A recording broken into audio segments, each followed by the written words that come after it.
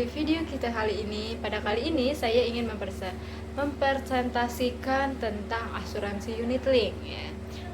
Pada materi kali ini saya ingin membahas dengan dua komponen, yaitu manfaat yang ada pada asuransi unit link serta kerugian yang ada pada asuransi unit link ya. Sebelum kita ke dua materi tersebut, kita akan membahas dulu tentang asuransi unit link itu sendiri ya. Oke, asuransi unit link sendiri adalah produk asuransi yang menggabungkan antara komponen asuransi jiwa dan investasi ya. Perlu kita garis bawahi bahwa di sini adalah asuransi yang ditambah dengan investasi, bukan sebuah investasi yang mendapatkan asuransi seperti itu ya. Jadi fokus kita ke sini tetap ke besarnya proteksi yang kita dapatkan ya. Jadi kita tuh tetap membeli proteksi atau perlindungan diri gitu ya, bukan sebuah investasinya gitu. Oke, pada materi ini kita akan membahas tentang manfaat apa sih yang ada dalam investasi unit link gitu. Manfaat yang ada dalam investasi unit link itu, pertama itu kalau menurut saya adalah preminya itu flat ya, tidak seperti investasi tradisional itu kan preminya naik gitu kan, dan naiknya tuh cukup pesat ya. Jadi kalau kita bayar tiap bulan itu naik preminya seperti itu. Ini tadi kenapa preminya bisa flat, ya itu tadi karena kita ada investasi tadi untuk mengimbangi cost of insurance kita ya gitu. Jadi terus tidak naik tiap tahun karena dia ada pengimbangnya. Ini tadi dia tidak naik setiap tahun seperti asuransi tradisional gitu. Terus dia juga memberikan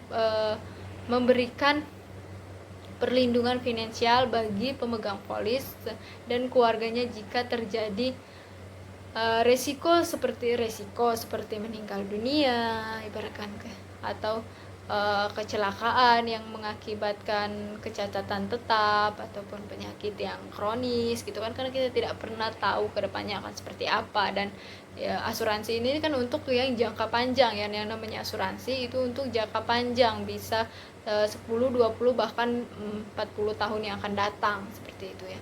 Dan di asuransi unit link ini kalau tidak salah bisa sampai ke 80 tahun ya. Jadi cukup untuk asuransi ini udah cukup jauh gitu kan.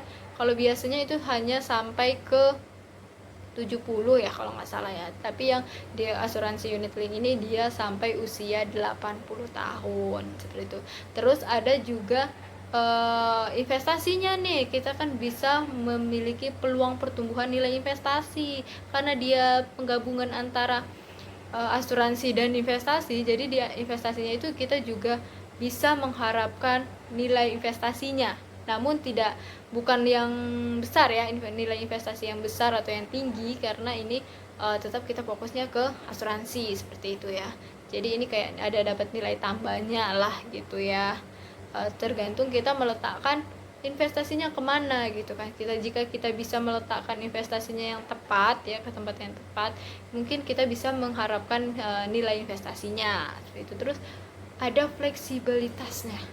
Jadi dia itu asuransi unit link ini dia menyesuaikan premi dan manfaat yang diinginkan sesuai dengan dana dan kemampuan kita. Jadi kita tidak harus mempunyai dana yang cukup besar gitu, tapi sesuai dengan dana dan kemampuan kita jika kita ingin membeli asuransi unit link ini seperti itu ya. Jadi manfaatnya secara global itu lebih ke untuk preminya tuh kayak pembiayaannya atau itu tuh bisa kita harapkan dari investasi, bisa menyesuaikan dengan dana kita. Juga preminya tuh flat, tidak seperti asuransi yang lain biasanya itu yang lebih naiknya itu preminya itu lebih tinggi seperti itu. Oke, pada materi yang kedua kita akan membahas tentang kerugian atau kekurangan yang terdapat pada asuransi unit link itu ya gitu.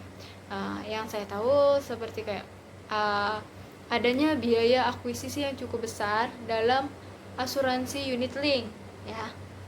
Itu biaya asuransi itu akuisisi itu biasanya digunakan untuk cetak polis gitu kan, cetak bukti polis gitu kan. Terus ada biaya agent ya, biaya pembayaran agent biasanya sih sekitar 2 tahun ya, sekitar 2 tahun itu kita membayar agent ya. Terus setelah 3 tahunnya itu biasanya gitu kan, tapi mungkin tergantung dengan perusahaan asuransinya ya gitu tidak itu berbeda gitu, kayak dari dengan asuransi yang tradisional ya. Asuransi tradisional itu kalau tidak salah, dan yang saya lihat dan saya dengar itu katanya bayar agentnya itu terus menerus gitu ya, seperti itu.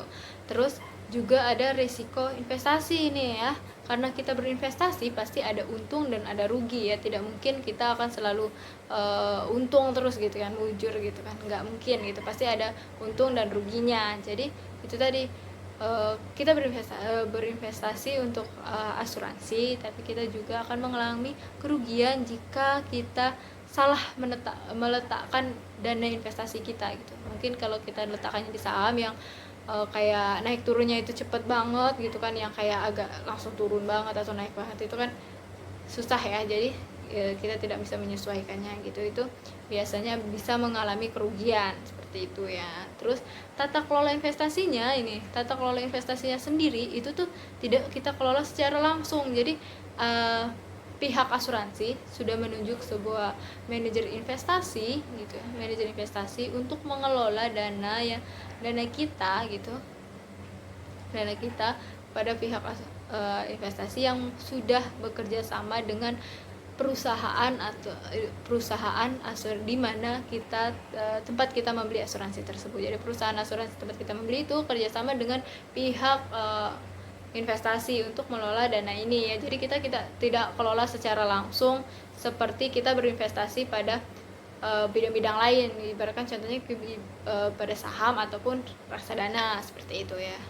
Nah, jadi itu tadi ya kekurangan yang ada di asuransi. Nah, jadi mungkin yang dapat saya sampaikan hanya sedikit gitu. Jadi kalau kalian ada yang lebih paham atau lebih tahu, atau ya apa yang saya sampaikan salah ataupun kurang, bisa kalian koreksi atau bisa kalian tambahkan di kolom komentar ya. Jadi untuk kalian yang mau berinvestasi itu lebih baik kalian pilih ke